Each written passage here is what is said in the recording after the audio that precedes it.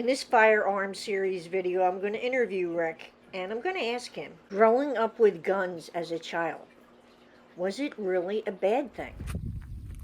Cool. I want to talk a little bit about you personally and your enthusiasm for guns. Where does that come from? Well, first off, most of us have developed our life attitudes from our childhood. I grew up at a time when television was in its infancy, and many of the television programs on there at that time involved firearms. There was Davy Crockett, Daniel Boone, police shows, and whatnot. So we saw a lot of shooting taking place.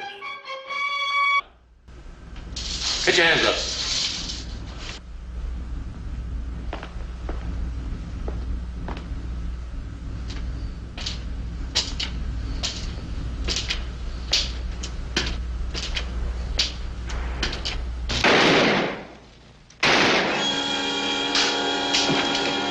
I grew up in a rural area where pretty much every household had a firearm for varmints, for hunting, and for self-protection because we didn't have local police. Our area was patrolled by the state police, and if you saw a state cop out there every 3 months, that was probably, you were lucky. Not to say that they weren't really there more often, but they just didn't have a high presence. So it could be a long time before you got a police response in the event that you called the police. So most people were pretty much believing that they had to protect themselves. So it sounds like it was the norm for you in growing up where you grew up in the mountains. It was the norm.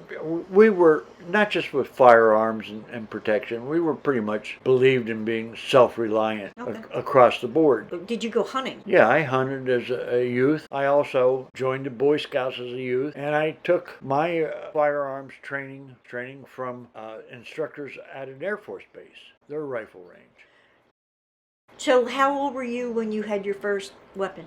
I didn't have a weapon. I had I'm a sorry, firearm. a firearm. I had my toy guns, cap pistols and whatnot from like the age of 5. My first experience with an actual firearm, believe it or not, was with a shotgun. My father owned a double barrel 16 gauge shotgun, and in my community they had a community association, and it was a building that had been at one time a one-room schoolhouse, and every year before Thanksgiving they had turkey shoots down there. And we actually had these shoots at night. The building was set up with these huge windows on the back of the building, and the men would actually stand inside these windows. They were opened, and they would shoot at little blocks of wood that were mounted on like telephone poles or pilings that were ground. And they put an X on the block of wood. Whoever shot a birdshot pellet closest to the center of the X in this little like 3-inch by 3-inch square block of wood, they won that round in the turkey shoot. And my father took me down there. I was so young, they had to put a chair in front of the window, stand me up on it, and stand behind me and catch me when I flew off the chair shooting the shotgun.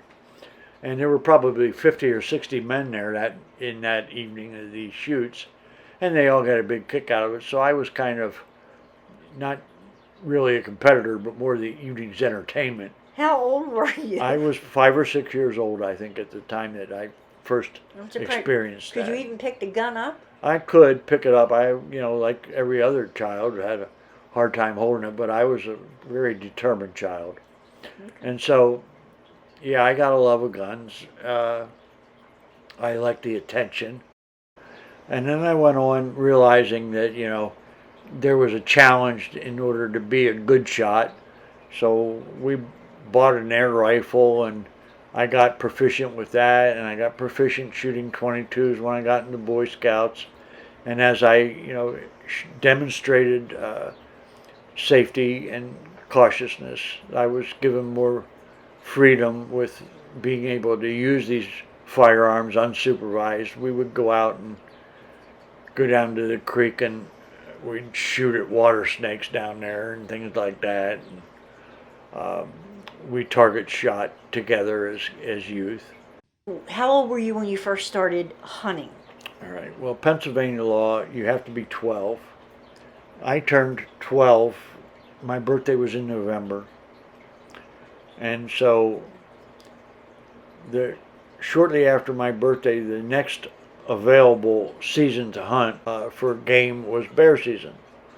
My father had bought me a heavy caliber rifle. Took me out and had me sighted in and get used to it. And took me bear hunting right after my birthday, which was the 11th of November. Bear season was Thanksgiving week. So I went up with him. I had school Thanksgiving week. I went up the day after Thanksgiving and hunted that last 2 days of the bear season, Friday and Saturday. And on Saturday, at 12 years old, I shot my first bear. Here I was at 12 years old, shot a bear. I was in a party of 28 adults. And it wasn't necessarily my shooting prowess that made me the successful participant of the hunt. It was the fact that these guys were all standing around talking after they had spotted this bear and taken a shot at it, and nobody thought to pursue it, that it might still be hanging around. So they just assumed that it was long gone. And I actually went after the bear and tracked it, saw a drop of blood, and was concerned that the bear was wounded. So I followed the instructions that I was taught and did everything right. And I actually was fortunate enough to encounter the bear and was able to take it. Anyway, there's a long story behind, everything, how that happened. And like I said, we have a whole other video. So let me ask you this, Rick. So when you went hunting, what else have you killed? I've shot deer. Okay. And do you eat everything you shoot? Yeah. Did you feel bad when you killed things? You know what? Yeah, you do. And it's strange because I had this feeling of regret or sorrow. And The first time or all the time? all the time, there's always a certain sadness at taking a life. I don't care whether you're a kid shooting Tweety birds. If you're normal, there's a regret. Thank you. The people who run into these and do these shootings in the malls and get a kick out of it, I don't think they have a regret and feel bad about it. So thank you for pointing that out. There's always a regret. And that, as an adult, I had read about the Native Americans, how they kind of apologized or offered up a prayer, and they felt regrets for taking the life of the animals that they needed to sustain themselves. And they would take a portion of that animal and offer it as a prayer gift to the Great Spirit. And in a way, just not ever even knowing about that as a child, I had some very similar feelings. I do want to include more videos in the future on our channel. Like I said, I welcome your comments as long as they're respectful, and we will portray some of these comments in future videos so that it's not just my voice and my opinions that we're talking about here. These videos are designed to be more discussion than they are my opinion, my personal opinion. And that's what the goal here is going to be going forward. Still got it. So if everything hit the fan and we were in in the apocalypse, okay, and we didn't have food, I would feel very confident that you would be able to provide the family with food. I don't know that I would want to eat the deer, but at least you would provide the food. Check out this next video up here and you'll hear about Rick shot his first buck, which was actually the last time he went hunting with his father. That's a wrap, everyone. You know what to do if you like this video. You all come back now, you hear?